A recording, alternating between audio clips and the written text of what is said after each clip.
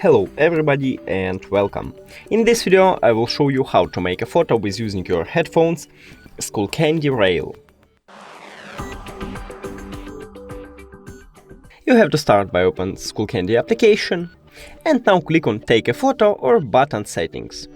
So click on it and now you should choose what you wanna use. I have it for a 1 second hold, but you can also choose it for a double press, triple press or single one.